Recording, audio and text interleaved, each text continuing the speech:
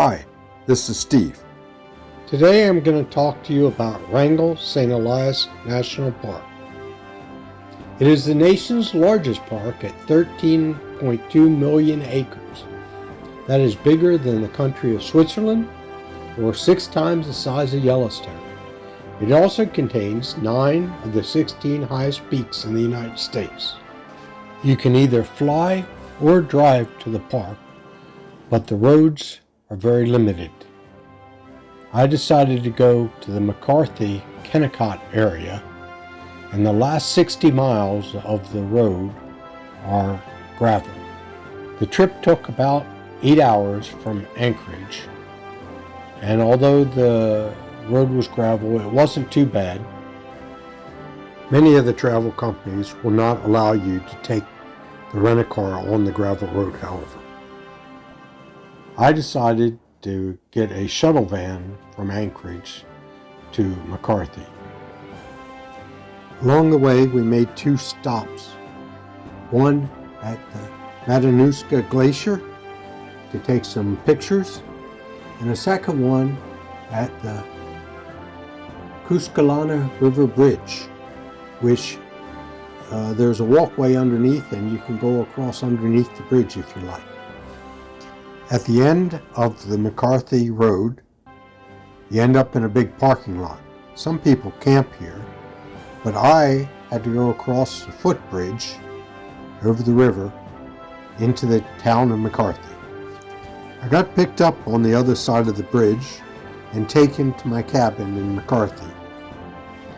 After checking in, I took a short walk from my cabin to the toe of the glacier, which is the Kennicott Glacier. It has a little lake and some icebergs and part of the glacier coming into the lake. The next morning, I got up and went to the dirt road between McCarthy and Kennicott and got a bus that went up to Kennicott mining area. It is about 5 miles between McCarthy and Kennicott, and the bus runs all day long. There are actually 2 different buses that you can take. They cost about $5 each way. One of the buses, however, has a multi-day pass that you can get down at the grocery store down in McCarthy for about $20. When I got off the bus, the visitor center was not yet open, and the tours of the mine hadn't started. So I walked about 2 miles up to Root Glacier. At first, you just walk through the mill town with its imposing 14-story high mill building and a bunch of other shops and mill buildings. After that, you walk about 1.5 miles up until you get to the Root Glacier Access Trail, which you take a left off the main trail and head down onto the glacier. As you walk down the access trail, you're going across the rocks and or sediment left by the glacier. Parts of the access trail are steep and difficult to follow, so watch your step. The access trail is about 1/2 mile long, and it takes you to the toe of the glacier. At this point, I sat down on the rock and put on my crampons. As I'm putting on my crampons, the fellow comes off the glacier and I ask him for any hints. He says, "Just stay off the steep parts." As I walk up on the glacier, the first part's kind of dirty because so many people have walked on it. Then you get up sort of over a hillside and you sort of walk on what's sort of like crusty, uneven snow. As you're walking along, there's little streams of water going through it. Occasionally there are blue pools of water. There's some gravel mixed in on the base of the glacier. As I climbed up on the glacier, there were very few people around, and so I had to find my own path. In some cases, I went up a wrong path and got to a steep section that I couldn't pass, so I had to retrace my steps.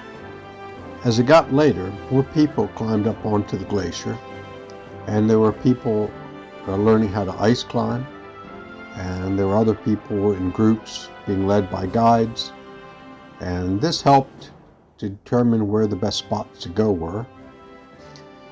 The guides also brought foam cushions for the people to sit on so that they could sit down without getting all wet. Something I reminded myself to do if I came up next time. As I got up further, the clouds started to clear, and I could see the glacier as it went up the mountain. I also found a few small little waterfalls coming down the mountain. After about an hour and a half wandering around on the glacier, I decided to head back. By now, there were lots of people that were dotted all over the glacier. As I headed back down the path away from the glacier, I looked back and could see what were little tiny dots on the glacier, which were the people that were there. As I was headed back, I heard a story from one of the people walking that there had been a bear near the waterfalls. I didn't see it, however. Once I got back from my hike into the town of Kennicott, I signed up for a mine tour. In 1900, two prospectors found in the mountains above what is now Kennicott copper ore of exceptional purity. Typical copper ore only has about 10% copper. This ore had up to 85% copper. Two investors, J.P. Morgan and Daniel Guggenheim, were found to support the building of the railroad and building of the town. This cost almost $25 million. At the top of the 14-story high concentration mill, ore came in from the surrounding 5 mines via a tram that had been built. The high-grade ore bypassed the concentration mill and was sent directly through chutes down to the train. The rest of the ore that was mixed with limestone was crushed and separated. It was separated in a variety of ways, including using water and vibration, flotation, and leaching with ammonia. The Kennicott Mine was only in operation between 1911 and 1938 when it was closed down. It made about $100 million in profit. After the mine tour, I went downtown to McCarthy, ate some dinner, had a drink, and wandered around the town, see the grocery store. There was a hotel there, just a couple little things. The next morning I headed up to Kennicott again and wandered through the lodge there in Kennicott, and then up the hill past a waterfall and some more rental cabins. And then I headed back up to the glacier to do a little bit more hiking out on the glacier.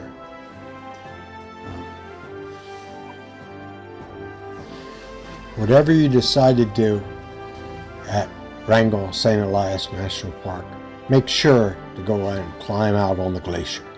It was the highlight of my trip. You can pay for a tour if you like, but I found it easy enough just to rent crampons and go myself.